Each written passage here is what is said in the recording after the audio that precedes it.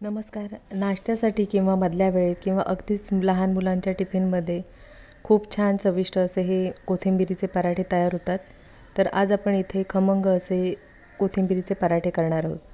अगदी झटपट तयार होतात आणि खूप छान खमंग चवीचे असे हे कोथिंबिरीचे पराठे आज आपण या रेसिपीमध्ये पाहणार आहोत. अगदी लहानांपासून मोठ्यांपर्यंत सर्वांनाच आवडतील असे हे कोथिंबिरीचे पराठे छान तयार होतात. तर हे कोथिंबिरीचे पराठे कसे बनवायचे ते आज आपण ह्या रेसिपीमध्ये पाहणार आहोत. घरातील कोणत्याही एकाच वाटीने आपण इथे 2 वाटी गव्हाचे पीठ घेतलेले आहे. जे आपण रेग्युलर चपाती बनवतो ते पीठ आपण इथे 2 वाटी घेतलेलं आहे. त्याच वाटीने 1 वाटी इथे बारीक चिरलेली कोथिंबीर घेतलेली आहे. स्वच्छ साफ करून धुवून निथळून घेतलेली आहे. आता इथे आपण मसाले छान मिक्स करून घेणार आहोत. 1 चमचा धना जिरा पावडर.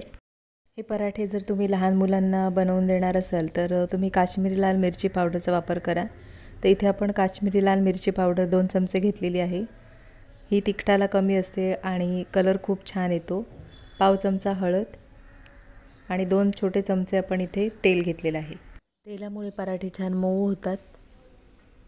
चवीनुसार मीठ आणि अर्धा चमचा आपण इथे आलं लसूण पेस्ट घेणार आहोत. तर इथे तुम्हाला जर मिरचीचा वापर करायचा असेल तर करू शकता. इथे आपण अर्धा चमचा आलं लसूण पेस्ट घेतलेली आहे. आता हे मसाले आपण छान पिठामध्ये मिक्स करून घेणार आहोत. कोथिंबीर मसाले पिठामध्ये छान आपण मिक्स करून झालेले आहेत आणि आता इथे थोडं पाण्याचा वापर करून पीठ छान मळून घेणार आहोत. जसं आपण चपातीला पीठ मळतो त्याप्रमाणे आपल्याला हे पीठ छान मळून घ्यायचं आहे. म्हणजे पराठे छान मऊ असे होतात. थोडं पाणी घेऊन आपल्याला हे पीठ छान आता मळून घ्यायचं आहे. तर इथे आपलं हे पराठ्याचं पीठ छान मळून झालेलं आहे आणि आता ह्या पिठाचे छान आपण एक साईजचे गोळे करून घेणार आहोत. तर इथे आता पिठाचे छान आपण गोळे करून झालेले आहेत आणि आता आपण छान पराठे करायला घेणार आहोत.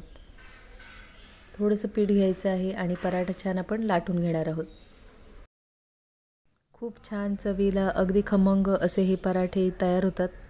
तर नक्की ही रेसिपी करून बघा. अगदी लहानांपासून मोठ्यांपर्यंत सर्वांनाच हे कोथिंबिरीचे पराठे आवडतील. तर इथे आपले छान पराठा लाटून झालेला आहे.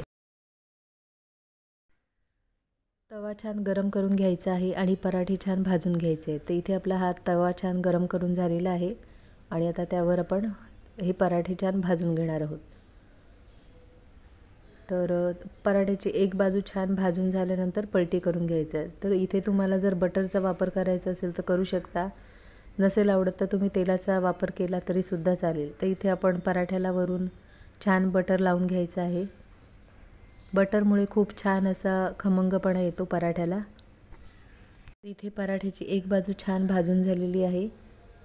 छान खरपूस असे हे पराठे छान भाजून घ्यायचे आहेत आणि दोन्ही बाजूने छान आपण बटर लावून घेणार आहोत. तर इथे पाहू शकता कोथिंबिरीचा पराठा छान खमंग असा भाजलेला आहे. तर अशाच पद्धतीने सर्व पराठे छान आपण भाजून घेणार आहोत. तर इथे आपला हा कोथिंबिरीचा पराठा छान भाजून झालेला आहे. तो एका डिशमध्ये काढून घेणार आहोत. तर अशाच पद्धतीने आपण सर्व पराठे छान भाजून घेणार आहोत. खूप छान खमंग रुचकर असे हे पराठे तयार होतात. नक्कीच ही रेसिपी करून बघा आणि कमेंटमध्ये मला नक्कीच सांगा.